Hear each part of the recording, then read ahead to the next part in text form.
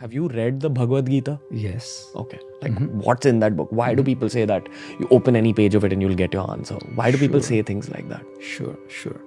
I think the first thing to know is let's remove the religion aspect from the Bhagavad Gita totally. Bhagavad Gita is not a religious book. It is a book which gives you the way to live. Right? And the setting for the Bhagavad Gita is the battlefield of Kurukshetra, the Mahabharata, where Arjun's confused, right? And Krishna becomes his mentor and gives him guidance in a way that he can now start doing what is meant to do right. So every young man or lady is going to have confusions. Every young person is going to have those dilemmas to do or not to do, to be or not to be. That's exactly how the Gita begins. It begins with confusion. It begins with dilemmas. It begins with a lack of meaning. Right? And then Krishna kind of guides Arjun through and empowers Arjun to make his own choices. Krishna only acts as a facilitator, right? And empowers Arjuna to understand that he is way too more powerful than the people is going to face in the battle.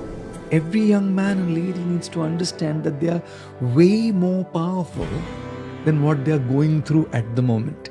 Their confusions are smaller than them. Their challenges are smaller than them. Their problems are smaller than them. Their heartbreaks, as painful as they are, but are still smaller than them, and they have the capacity to overcome them, those pains that they're going through. So I think that's precisely where books like the Gita help a lot, because they build in you that sense of confidence And strength. fortitude, that I have the power as a spiritual being to overcome everything that's going on in my life, and I have the power to be able to make the difference and that impact, because I am a spiritual being. Can you reference like 3 big lessons from the Bhagavad Gita that stayed with you specifically? Yes. One of the lessons that stayed with me from the Gita is a particular text from the 2nd chapter of the Gita, which talks about the summer and the winter season, right? And this particular text says that the summer and the winter season keeps coming and going every year. Seasons change. And just because the seasons change, we never stop performing our duties. Let's say, for example, it's Chicago and the temperatures are minus 27 degrees Celsius. People don't stop their work still.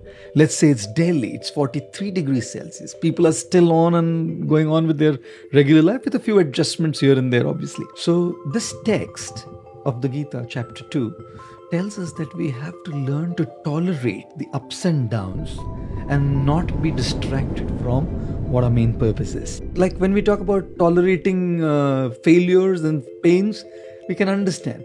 But we also have to learn to tolerate our success and the good times, because both distract us. You know, usually we only look at the negatives as distractions, but even the positives distract us from what we are meant to be doing. So that's something that really kind of stayed with me.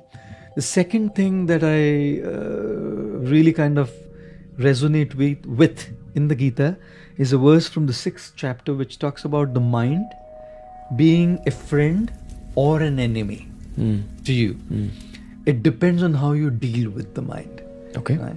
If you befriend your mind, the mind will become your friend and will empower you to do what you want to do.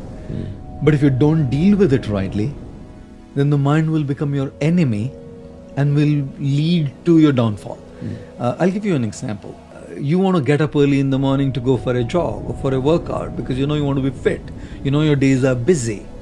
And you decide this is going to be my plan for the year 2020, correct? You set up the alarm clock to wake up early in the morning, like 5, 6, whatever. And when the alarm goes, what's the mind saying? The first thing, you slept late last night, take it easy. Or maybe this is not the right thing for you to do. The mind's constantly playing games, right? Now, if you have a mind which is constantly giving these kind of reasons, you're not going to wake up. Right? On the other hand, if you learn to train your mind using the proper intellectual process, right, proper spiritual process, your mind can be your greatest asset and your friend. Which is meditation, good books. Meditation, books, right? Correct friends. Correct friends, the right kind of company. All of these are inputs so that your mind kind of becomes a friend. And the third thing from the Gita that connects to me a lot is how do we start looking at the presence of divinity everywhere in every aspect? We don't have to necessarily go to a place of worship to look at the presence of divinity. You can look at the presence of divinity in nature. You can look at the presence of divinity in other people. You can start looking at the splendor of the creator or the creation. Or you can start looking at the splendor of the creator in the creation. You know, which is precisely why this is something that I usually tell people is when you look at somebody who's better than you, you know, and especially if they are in the same field, usually there is insecurity. There's insecurity that this guy is doing better than me in what I am doing. Or there is envy, jealousy. Sometimes it goes to the extent of sabotaging that other person's work as well. You know? And it has happened in the world. It happens all the time.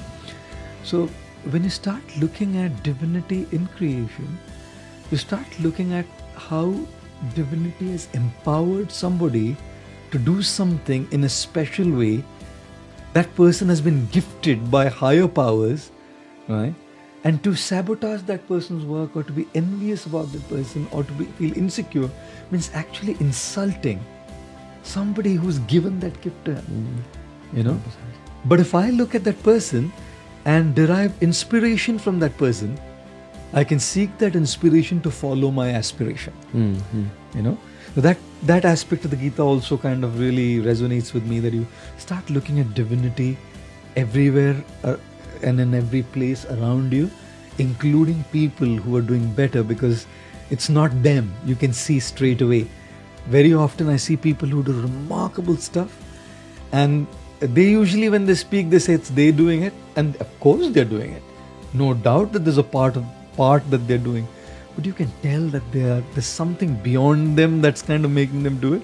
Whether it's acting, speaking, singing, something. There's an element which is not necessarily effort, not their effort. You know? X factor.